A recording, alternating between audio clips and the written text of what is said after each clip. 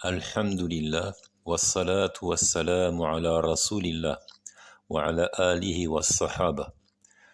Louange à Allah, nous le louons, nous implorons son secours et son pardon, que la prière et la bénédiction soient sur le prophète Mohammed, ainsi que sur sa famille et l'ensemble de ses compagnons. Donc nous poursuivons le commentaire des annulatifs de l'islam, Sharh Nawaqid l'islam. Nous sommes au 6e de ces annulatifs, évoqués par le poète en ces termes: prendre en dérision la religion, se moquer de la loi, en voyant le pantalon à la mi-jambe rire aux éclats. Prendre en dérision la religion, se moquer de la loi, en voyant le pantalon à la mi-jambe rire aux éclats. Donc vous l'aurez compris, il s'agit ici de la raillerie, du fait de se moquer de la religion. Le cher Mohammed ibn Abdel Wahhab l'a exprimé en ces termes: As-sadisu man istahzaha bi shay'in min dinillahi ta'ala aw thawabihi aw iqabihi kafara. Wa ad-dalilu qawluhu ta'ala qul abillahi wa ayatihi wa rasulihi kuntum tastahzi'un la ta'tadhiru qad kafartum ba'da imanikum. Sixièmement, quiconque se raille d'un élément de la religion d'Allah, ou de sa rétribution, ou de son châtiment, a mécru. Donc, est mécréant, est apostat, quiconque se moque d'un élément de la religion révélée par Allah Azza wa Jal. Et il a précisé ici, ça peut être en lien avec les rétributions promises, comme ça peut être en lien aussi avec les châtiments annoncés. La preuve en cela, dit-il, c'est la parole du Très-Haut, dit: est-ce d'Allah, de ses versets et de son messager que vous vous raillez? Ne cherchez pas l'excuse, vous avez bel et bien mécru après avoir eu la foi. Est-ce d'Allah, de ses signes et de son messager que vous vous moquiez? Ne cherchez pas de prétexte, ne cherchez pas à vous excuser, vous avez bel et bien mécru après avoir eu la foi. Min alamatil iman wa da'ilil sidqi ودلائل الصدق تعظيم الله تعالى وإجلاله ومحبة دينه وتوقير رسوله صلى الله عليه وسلم. Donc parmi les signes d'une foi sincère, il y a la glorification d'Allah, qu'Allah Azza wa Jal soit vénéré, glorifié, qu'il soit plus grand et plus important à nos yeux que toute chose. Parmi ces signes encore, il y a l'amour pour sa religion, l'amour de sa religion, et le respect le plus profond pour son messager, sallallahu alayhi wa sallam. قال تعالى واصفا عباده المؤمنين إنما المؤمنون الذين إذا ذكر الله وجلت قلوبهم وإذا تليت عليهم آياته زادتهم إيمانا. Dans sa description de ses serviteurs croyants, le Très-Haut dit: les croyants sont seulement ceux qui voient leur cœur tressaillir lorsque Allah est mentionné.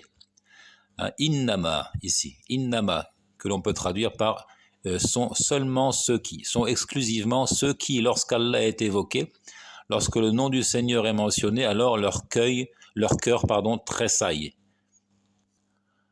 Leur cœur s'agite. Et lorsque ces versets sont récités, alors cela ne fait qu'augmenter leur foi. Cela ne fait qu'ajouter à leur foi.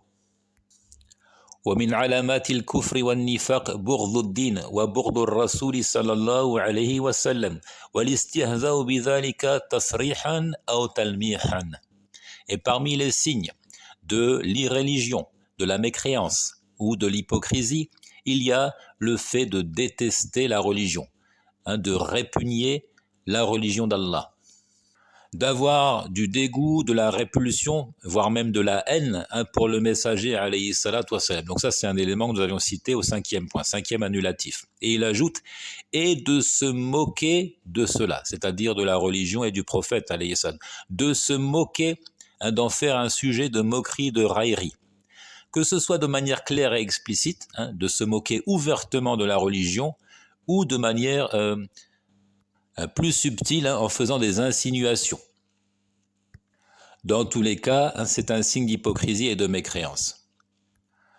قال الله تعالى في وصف الكافرين يا حسرة على العباد ما يأتيهم من رسول إلا كانوا به يستهزئون. Allah Azza wa Jal dit dans sa description des infidèles, ici verset 30 de Yassine, il dit hélas pour les esclaves, entendez par là ici les humains, jamais il ne leur vient de messager sans qu'ils ne s'enraillent. Donc clairement, tous les hommes qui n'ont pas la foi se raillent et se moquent des messagers et telle a été leur attitude à travers les âges, à travers les siècles. Chaque fois qu'un prophète venait à eux, ils se moquaient de lui.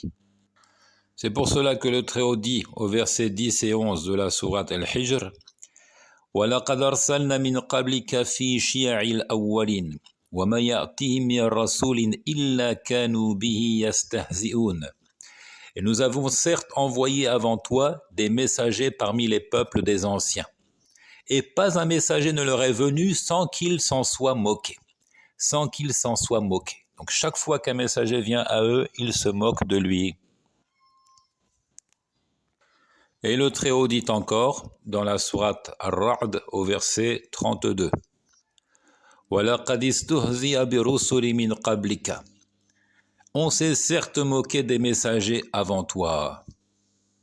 On voit donc clairement à travers ces versets que c'est un des signes manifestes des infidèles que de se moquer des messagers et par extension, nous le verrons, de tous ceux qui les suivent, des croyants sincères à travers les siècles.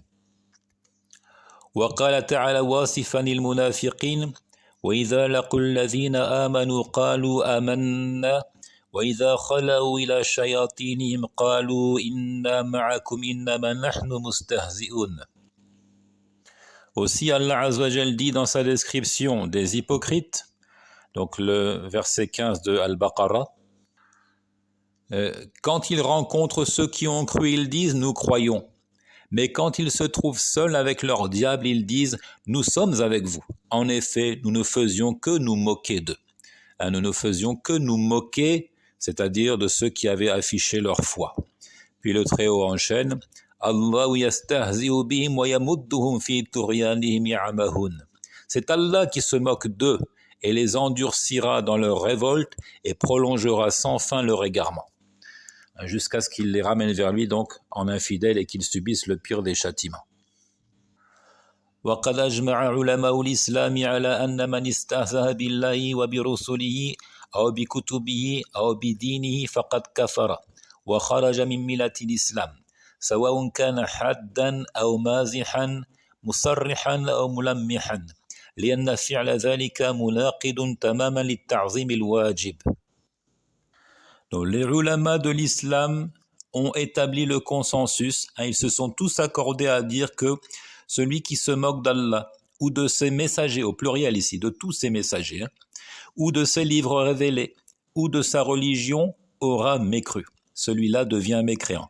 Il sort de la religion de l'islam, donc il apostasie, il abjure la foi. Et qu'il l'ait fait de manière consciente, c'est-à-dire déterminé, qu'il ait voulu effectivement se moquer, ou qu'il l'ait fait avec légèreté, en prenant cela comme de la plaisanterie.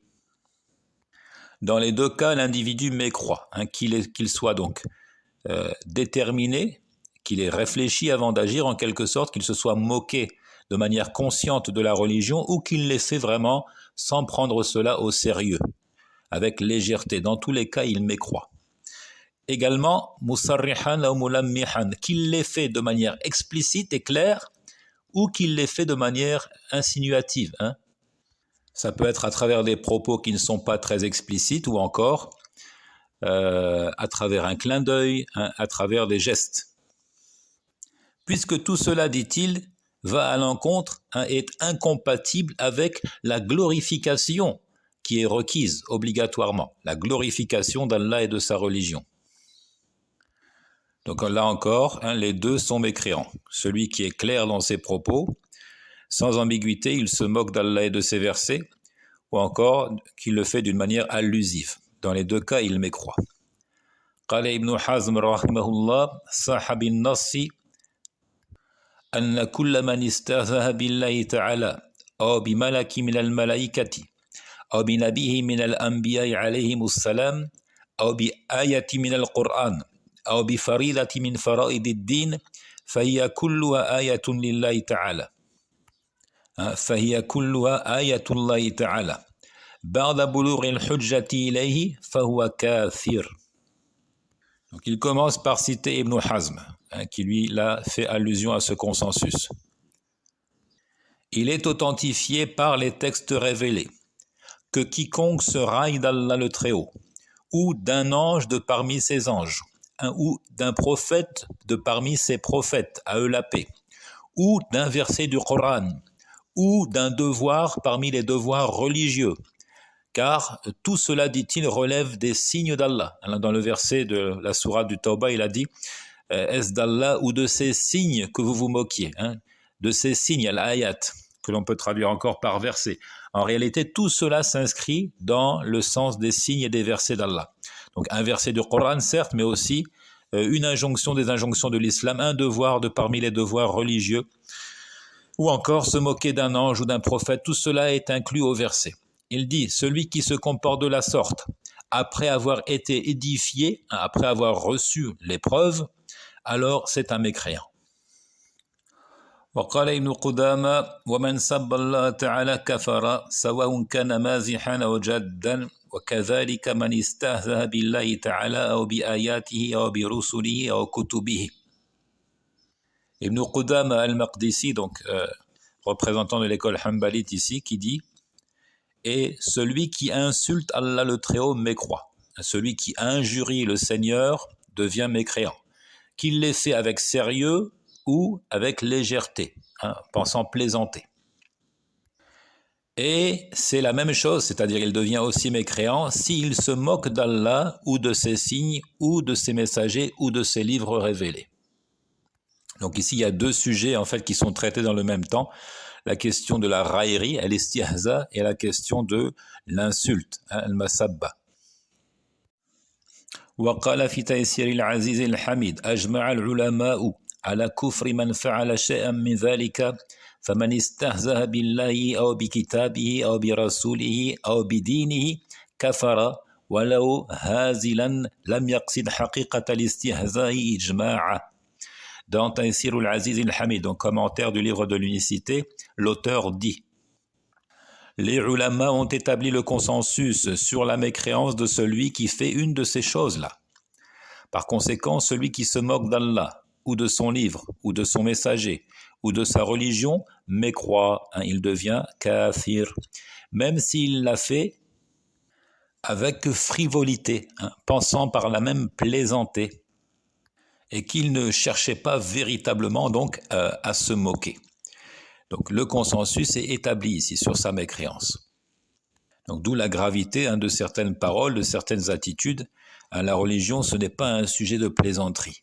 On peut verser dans la mécréance, dans l'apostasie, donc sans même s'en rendre compte finalement, à cause d'une parole, à cause même d'un geste. Qui trahit et qui traduit une moquerie, une raillerie vis-à-vis d'Allah Azzawajal, de ses signes ou de ses messagers. قال الشيخ السعدي إن الاستهزاء بالله ورسوله كفر يخرج عن الدين لأن أصل الدين مبني على تعظيم الله وتعظيم دينه ورسله والاستهزاء بشيء من ذلك مناف لهذا الأصل ومناقض له أشد المناقضة. Le Cheikh Abdurrahman al-Sa'di disait quant à lui: se moquer d'Allah et de son messager est une mécréance qui fait sortir de la religion. Donc qui anéantit totalement la foi, qui exclut du cercle de l'islam. Parce que le fondement même sur lequel est établie la religion, disons l'essentiel de la religion, c'est quoi? C'est la vénération, la glorification d'Allah, l'estime grandiose que l'on accorde à sa religion et à ses messagers. Donc ça, c'est l'essence même de la religion. Le croyant est quelqu'un qui vénère le Seigneur et son messager et sa religion. Or, se moquer d'une de ces choses-là est contraire et contradictoire, va à l'encontre de ce principe fondamental. Plus encore, il anéantit totalement ce principe premier. وقال الشيخ ابن عثيمين ومن هزل بالله أو بآياته الكونية أو الشرعية أو برسله فهو كافر لأن منافاة الاستهزاء للإيمان منافاة عظيمة كيف يسخر بأمر يؤمن به فالمؤمن بالنبي صلى الله عليه وسلم لابد أن يعظمه وأن يكون في قلبه من تعظيمه ما يليق به والكفر كفران كفر إعراض وكفر معارضة والمستهزئ كافر كفر معارضة انتهى كلامه. Donc Al-Uthaymin qui dit ici, celui qui plaisante au sujet d'Allah ou de ses signes, qu'il s'agisse des signes kaoniya, c'est-à-dire en lien avec la création, en lien avec l'ordre universel d'Allah, ou encore shar'iyya, des signes en lien cette fois avec la révélation, et que cette fois on peut traduire par versets. Ce sont les versets, c'est-à-dire du Coran, ce qu'il a révélé à son prophète alayhi salatu wassalam. Donc quiconque se moque d'Allah Azzawajal ou de ses actes en réalité, que ce soit donc sa révélation ou ce qu'il fait à travers la création, ou encore qui se moque de ses messagers, alors celui-là est un mécréant. Parce que cette raillerie est en fait une négation de la foi. Elle est incompatible avec la foi. Comment peut-il se railler, comment peut-il rire d'une chose en laquelle il a foi? Comment peut-il se moquer de ceux auxquels il croit? Celui qui a foi au prophète alayhi salatu wassalam doit nécessairement le vénérer, le magnifier comme on dit. Il doit lui accorder toutes les estimes et le respect. Il doit y avoir dans son cœur, en termes d'estime et de vénération, ce qui correspond à ce qui convient au prophète alayhi salatu wassalam. Et non pas qu'on verse dans l'exagération ici, non pas qu'on le divinise, ce n'est pas le sujet. Mais on l'estime comme doit être estimé un prophète. Et petite parenthèse ici, passe par cette estime-là le fait de ne pas le représenter alayhi salatu wassalam. Ce serait mésestimer le messager alayhi salatu wassalam que de tenter de le représenter, de le dessiner, de le peindre. C'est pour cela que les musulmans considèrent la représentation du Christ par les chrétiens comme un manque de respect finalement vis-à-vis de Jésus, fils de Marie, à lui la paix. Et de là aussi on comprend la gravité de ce phénomène de caricature, de dessin censé représenter le prophète alayhi salatu wassalam avec pour seul objectif de se moquer de lui. Puis le Cheikh Ibn Uthaymin conclut en disant la mécréance est de deux genres, de deux catégories. Une mécréance dite du détournement et du désintérêt, c'est-à-dire tourner le dos à la religion, ne pas s'y intéresser, et puis une mécréance dite de al-mu'arada, de l'opposition, d'y faire opposition. Et cette raillerie-là, cette moquerie, elle entre dans cette seconde catégorie. Lorsqu'on se moque d'Allah et de ses signes et de ses messagers, on s'oppose à lui. Donc ici, il y a l'idée de confrontation. Dans la première catégorie de mécréance, il y a l'idée d'éviter finalement cette confrontation. Tourner le dos à la religion sans désintéresser, ne pas en vouloir en entendre parler, ne pas l'apprendre. Et dans l'autre, il y a l'opposition, c'est-à-dire l'individu est confronté à la religion, il y fait face, mais il s'en moque, il s'en raille. Il essaye donc de dénigrer la foi. Celui-là est aussi un mécréant. وقد استدل المصنف بقوله تعالى قل أبالله وآياته ورسوله كنتم تستهزئون لا تعتذروا قد كفرتم بعد إيمانكم. L'auteur a avancé pour preuve ici, pour évidence, pour argument de ce qu'il avance, il a avancé le verset 65 de la sourate 9. Et si tu les interrogeais, ils diraient très certainement, vraiment, nous ne faisions que bavarder et jouer. Nous ne faisions que bavarder et jouer. Dis, est-ce d'Allah, de ses versets et de son messager que vous vous moquiez? Ne vous excusez pas, vous avez bel et bien rejeté la foi après avoir cru. Donc on comprend bien ici que cette raillerie a anéanti la foi, elle a été la cause de l'apostasie. C'est un annulatif parmi les annulatifs de l'islam. وقد روى ابن جرير وغيره من حديث هشام بن سعد عن زيد بن أسلم عن عبد الله بن عمر رضي الله عنهما قال رجل في غزوة تبوك في مجلس ما رأيت مثل قرائنا هؤلاء أرغب بطونا ولا أكذب ألسنا ولا أجبل عند اللقاء فقال رجل في المسجد كذبت ولكنك منافق لأخبرن رسول الله صلى الله عليه وسلم فبلغ رسول الله صلى الله عليه وسلم ونزل القرآن يعني نزل بهذه الآية أبي الله وآياته ورسوله كنتم تستهزئون لا تعتذروا قد كفرتم بعد إيمانكم. Donc dans l'exégèse ici, par rapport à ce verset, Ibn Jarir et d'autres rapportent, donc la chaîne de transmission jusque Abdullah ibn Umar qui dit: durant l'expédition de Tabouk, un homme a dit au cours d'une assise: je n'ai pas vu pareils gens que nos récitateurs là, c'est-à-dire ceux d'entre nous qui mémorisent le Coran. Puis il fait leur description en disant: je n'ai pas vu pareils gens, c'est-à-dire plus avides à remplir leur ventre, c'est-à-dire plus intéressés par les choses de ce monde, plus menteurs et plus peureux lors de la rencontre de l'ennemi. Telle est la description qu'il a fait des croyants sincères. Il a dit: on n'a jamais vu des gens comme eux, ils pensent qu'à manger, ils sont menteurs et ils sont peureux lors de la rencontre de l'ennemi. Mais un homme a dit: tu as menti et tu es plutôt un hypocrite, je vais certes en informer le messager d'Allah alayhi salatu wassalam. Effectivement, cela parvint aux oreilles du messager et Allah azawajal fit cette révélation. Donc, est-ce d'Allah, de ses signes et de son messager que vous vous moquiez? Ne vous excusez pas, vous avez bel et bien mécru après avoir eu la foi. Puis Abdullah ibn Umar a dit donc qu'il a vu cet homme-là, au sujet duquel le verset fut révélé, qui a tenté donc de se disculper. Il dit il s'était attaché à la monture du messager d'Allah, monture d'ailleurs qui le traînait à même le sol, et il disait au messager d'Allah: nous ne faisions que plaisanter et jouer, mais le messager d'Allah azawajal, sallallahu alayhi wa sallam, se contentait de dire: est-ce d'Allah, de ses signes et de son messager que vous vous moquiez? Ne cherchez pas l'excuse, vous avez bel et bien mécru après avoir eu la foi. Donc ce prétexte de la plaisanterie, il ne sert à rien, il ne profite pas. On ne se moque pas de la religion même pour plaisanter. فكفرهم الله تعالى مع وجود أمرين: أولا إعذارهم أو اعتذارهم، ثانيا زعمهم أنهم لم يقصدوا التنقص وإنما هو كلام عابر يقطعون به عناء الطريق كما في بعض الروايات. Donc Allah Azza wa Jal a jugé de leur mécréance malgré deux choses ici.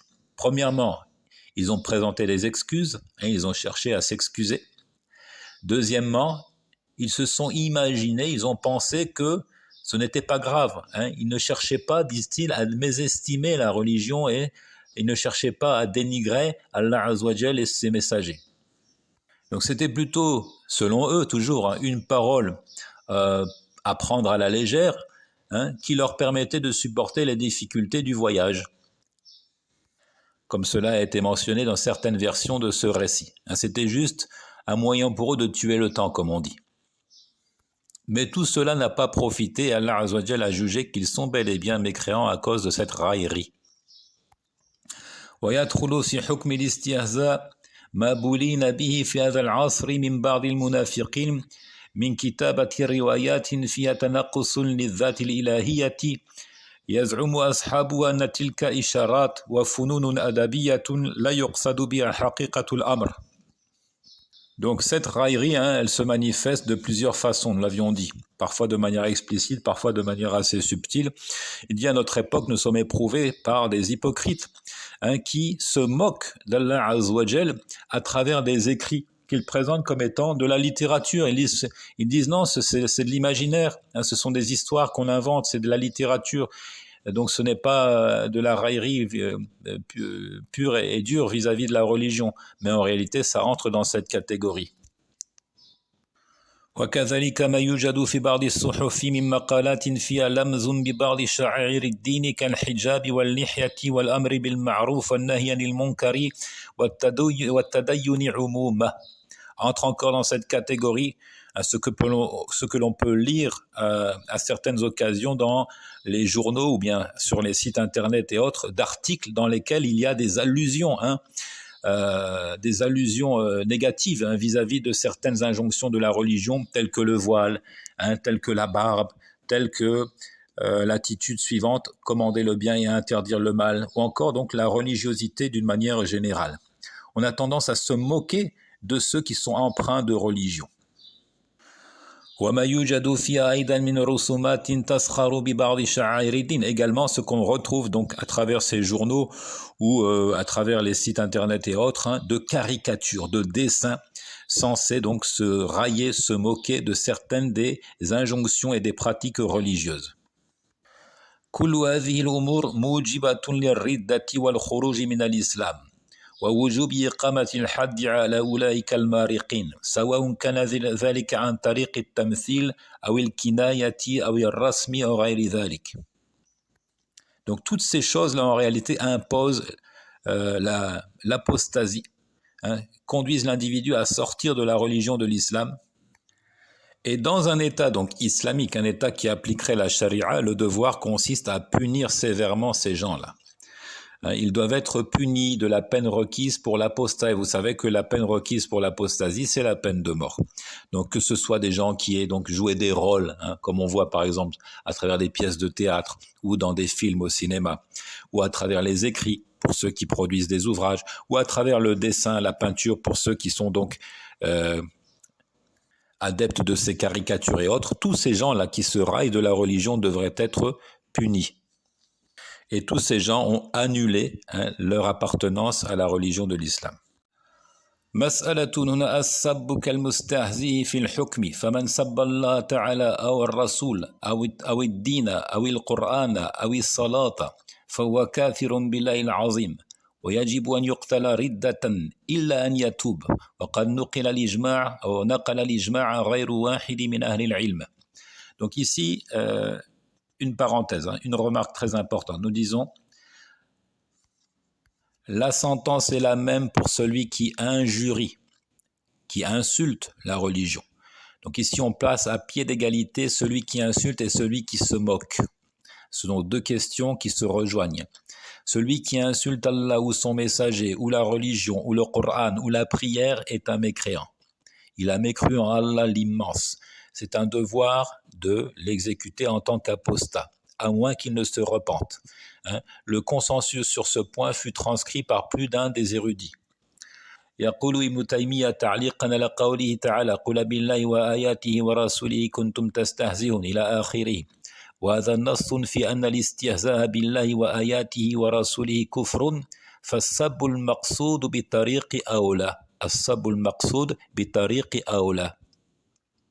Donc Ibn Taymiyyah disait en commentant ce verset, dit est-ce d'Allah, de ses signes et de son messager que vous vous moquiez, ne cherchez pas l'excuse, vous avez bel et bien mécru après avoir eu la foi. Il dit, c'est là un texte qui stipule clairement que de se railler d'Allah, de ses signes et de son messager est une mécréance, et il ajoute, et l'insulte qui est consciente, l'insulte est concernée par cette sentence de manière prioritaire. Donc, prioritairement, on jugera de la mécréance de celui qui injurie Allah, ses signes et son messager. ويقول أيضا في الصارم المسلول إن سب الله تعالى أو سب رسوله كفر ظاهرا وباطنا سواء كان السب يعتقد أن ذلك محرم أو كان مستحيلا له أو كان ذاهلا في اعتقاده هذا مذهب الفقهاء وسائر أهل السنة القائلين بأن الإيمان قول وعمل. وقد قال الإمام أبو يعقوب إسحاق بن إبراهيم الحنظلي المعروف بابن راهويه وهو أحد الأئمة يعضل بالشافعي وأحمد قد أجمع المسلمون أن من سب الله وسب رسوله صلى الله عليه وسلم أو دفع شيئا مما أنزل الله أو قتل نبيا من أنبياء الله أنه كافر بذلك وإن كان مقرا بما أنزل الله. Toujours Ibn Taymiyyah que nous citons ici dans son ouvrage As-Sarim al-Masloul ala Shatim al-Rasoul. Il dit d'insulter Allah, d'insulter son messager est une mécréance tant sur le plan apparent que caché. Donc soyez très attentifs à ces termes, ils sont très importants. De manière apparente et cachée. C'est-à-dire la seule prononciation de cette injure est une mécréance. Et elle trahit effectivement une mécréance qui habite le cœur aussi. Que celui qui injurie ait pour conviction que c'est la chose interdite ou qu'il s'autorise cette insulte. Peu importe, dans tous les cas, il mécroit. Il ne pourra pas prétexter que certes j'ai insulté, mais au fond de moi je crois que c'est pas bien, c'est interdit. il mécroit du seul fait qu'il ait injurié Allah et son messager. Ce n'est pas une condition ici qu'il s'autorise cette injure. Donc nous dit Ibn Taymiyyah, c'est là l'école des jurisconsultes et de tous les traditionalistes qui affirment que la foi est composée d'actes et de paroles. Donc vous voyez que cette question a un lien avec la considération ou bien la définition même de la foi. Pour les traditionalistes, la foi est parole et acte. Parole et acte. C'est pour ça que nous en venons à la conclusion que le seul fait d'injurier Allah est une mécréance. Puis il cite l'imam Ibn Rahouayhi, de son vrai nom, Abu Ya'qub Ishaq ibn Ibrahim al-Hanzali, donc plus connu sur le nom de Ibn Rahouayhi, qui est parmi un des grands imams traditionalistes, au même titre que Shafi'i ou bien que l'imam Ahmed ibn Hanbal.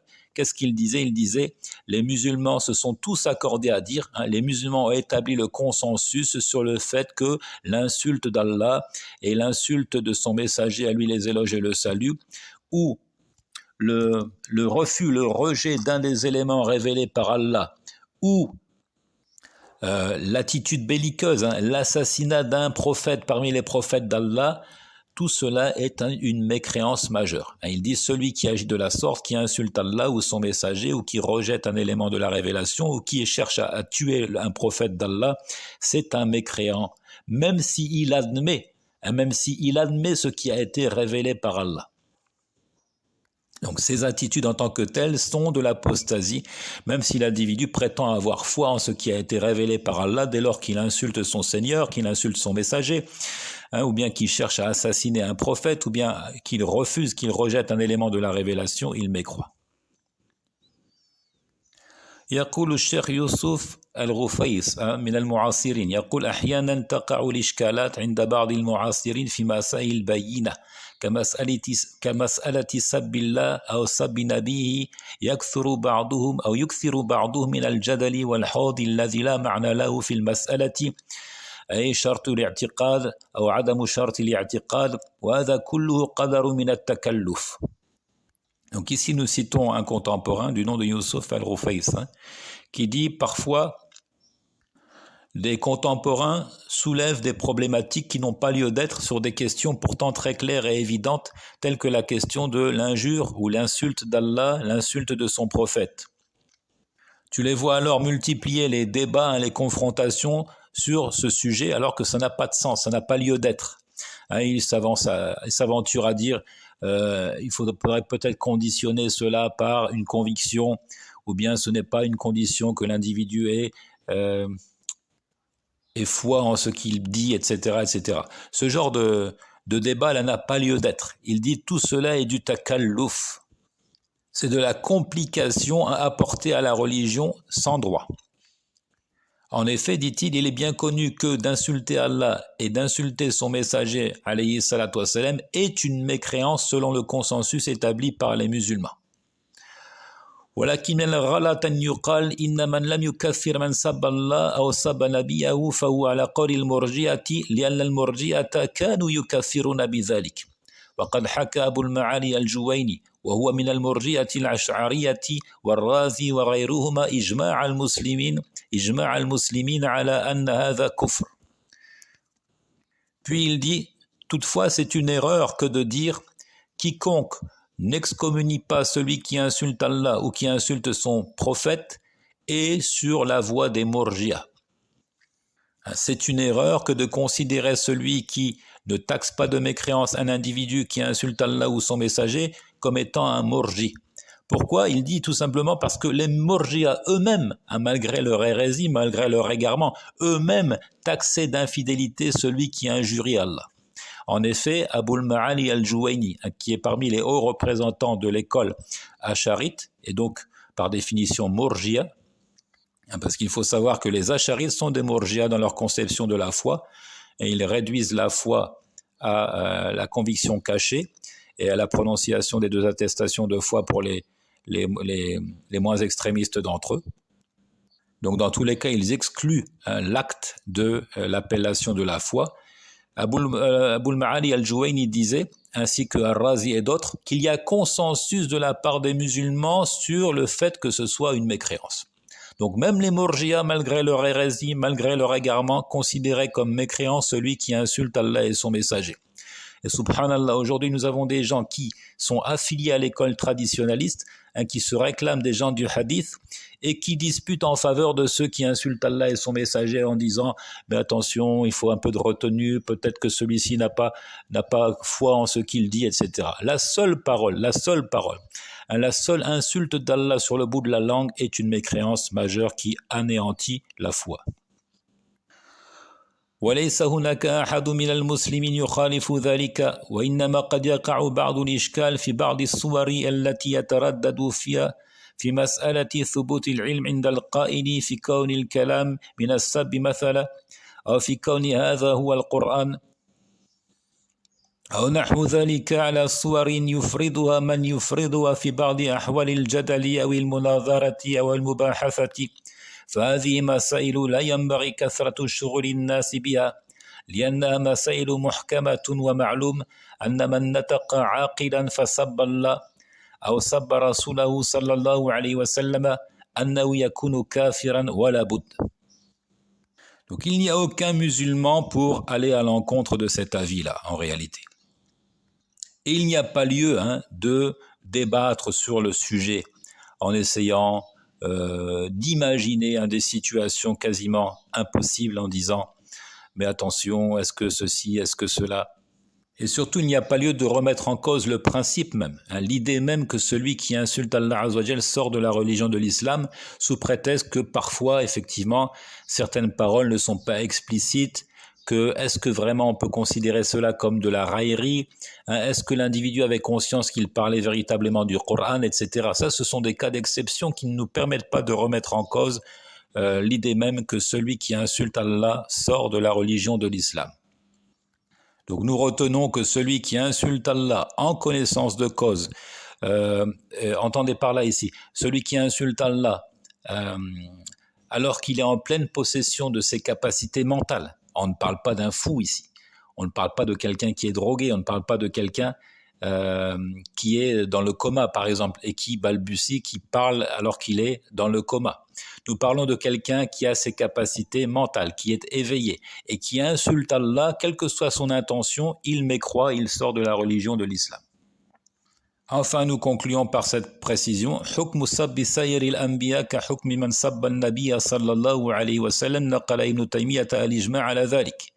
Pas de distinction à faire entre les prophètes d'Allah. Celui qui insulte un prophète de parmi les prophètes mécroit selon le consensus établi. Donc on ne dira pas c'est spécifique à l'insulte à l'encontre de Mohammed alayhi salatu wassalam. N'importe quel prophète.